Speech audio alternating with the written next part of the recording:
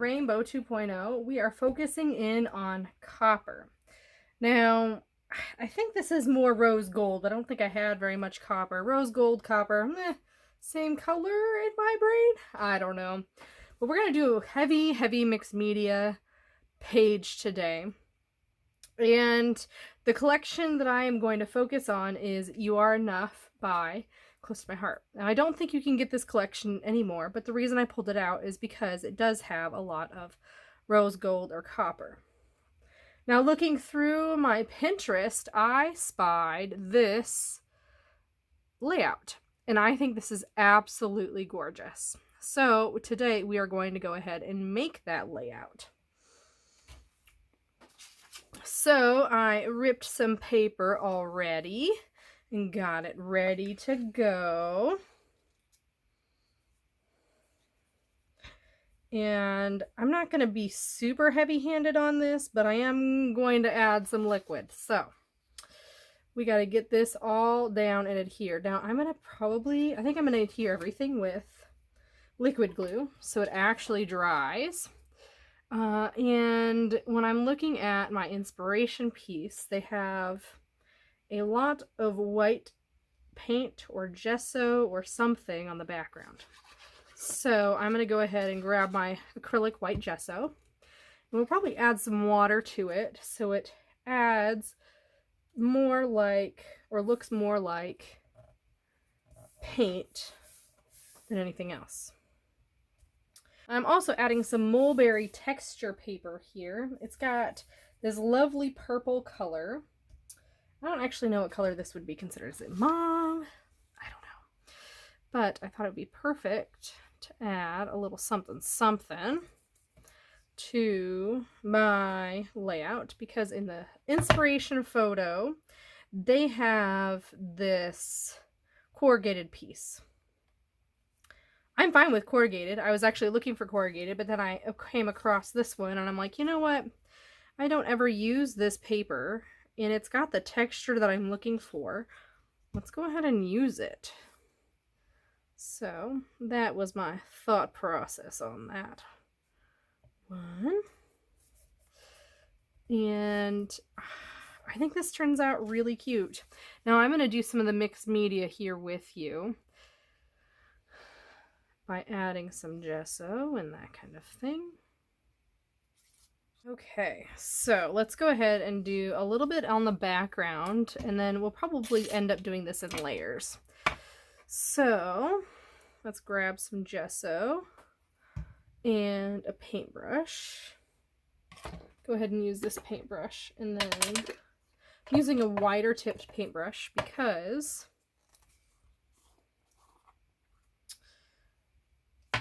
it looks like it just kind of brushed on very lightly in my inspiration photo. So I love my glass mat. I think that's a perfect amount. And I'm going to add a lot of water to this so it really is pretty runny. Now, you can use gesso to prep your pages.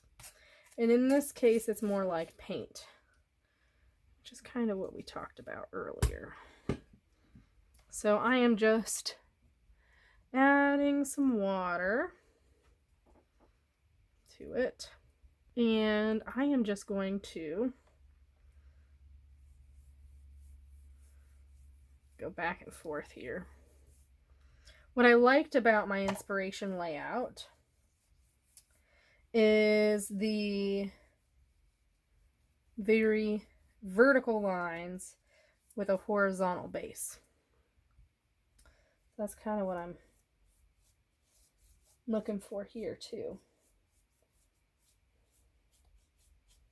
Oh, I like that. Just kind of skim over my mulberry paper and you get kind of extra lift. Now, I've seen people adding a lot of water to their gesso, and then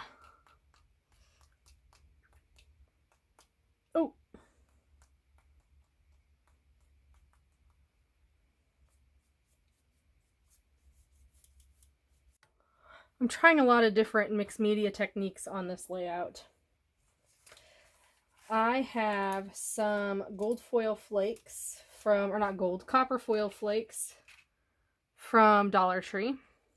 And I covered this chipboard piece with those flakes. Now, the medium I used to cover it is from TCW, which is the Crafter's Workshop, and it's Tacky When Dry Gel Medium. So I can put that through stencils and add my foil. I also dry foiled, or wet foiled, I guess, this wood veneer piece from Dollar Tree. Now, if I were to foil flake this, again, what I would do is I would paint it white first and then add the foil, because you can see the chipboard color through it. You're not going to notice it when it's on the layout, so I'm not going to worry about it. And then I use the decorative foil sheets from Sizzix to cover this. It was much easier to cover this than it was to cover this. So if you're going to use foil flakes, use them sparingly, because they're kind of a pain. Not gonna lie to you on that one. Very much a pain. So I've got some more stuff to put down here. So I'll go ahead and adhere it, and then we'll be back. Got some of that adhered. Let's kind of add some white to a couple of these spots. That kind of looks funky with the, whatever. Oh well. Gonna add some more splatters all over the place. Mixed media is all about the layers. I feel like the more layers you have, the better you are off. So then we got my photo, which is gonna land right there. I think I need to pop it up or reprint it or do something with it, because I just got crap all over it. But anyway, it's fine, it's fine, it's fine. I do need to hear it first before we continue, so I'm going to go ahead and pop this up on foam. And I think that will work right there. Let's cut this off. This little fit right in the center there. And that looks good. Now, there isn't really a significant story behind this photo. Couldn't really think of one.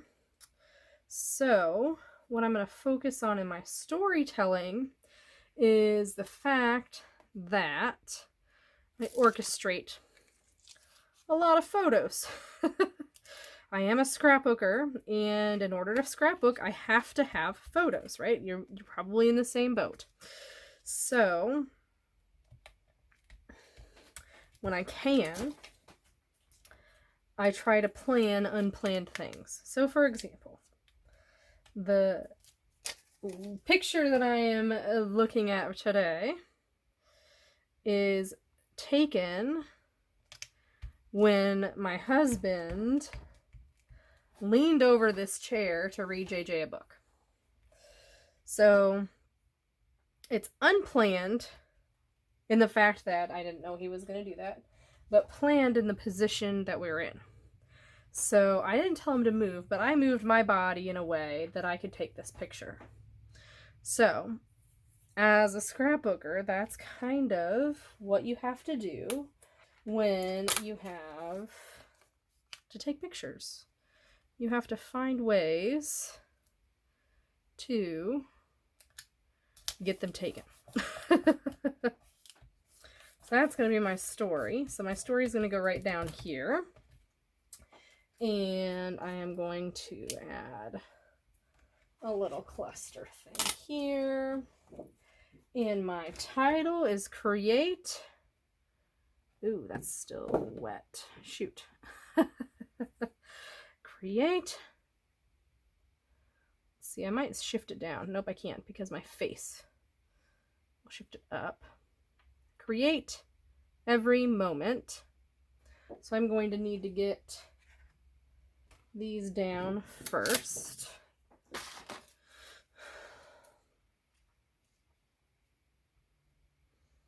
So I've got a couple of stickers that I can use from the collection. I've got this cute little reef that I thought would be perfect. And I like the other side better. And then I'm going to use that gold, or not gold, copper clock, if I can remember where I put it. And then once I kind of get this stuff down, it's kind of a free-for-all. So I have made, I like that, made a whole bunch of flowers with this collection just using my punch like I showed in my other video. I will link that down below. So I thought these would be perfect to kind of add here and there all around. Now this is a boy layout. Well, it has boys in it, but I'm using pink.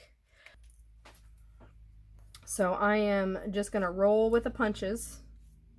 It is what it is. Sometimes to use a collection, you have to think outside the box. And that is what I'm doing.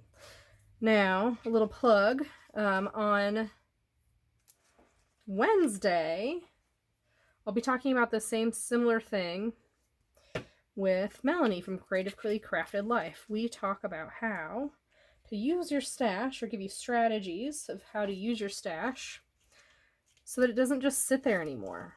Like, we bought this stuff, we gotta use it, right? Who's with me?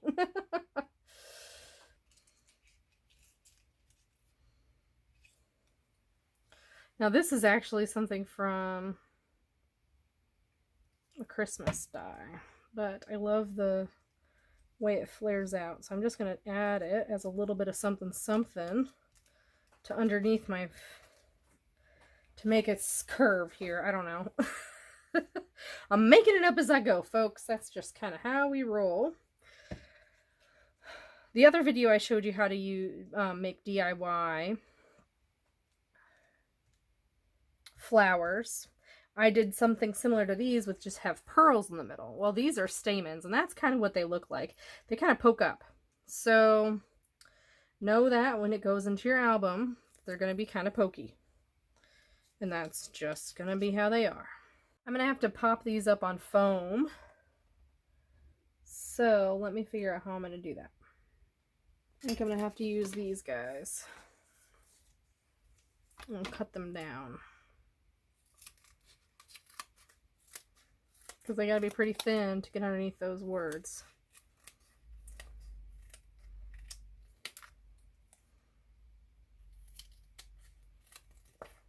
Just going to add the foam below. So that's really my layout.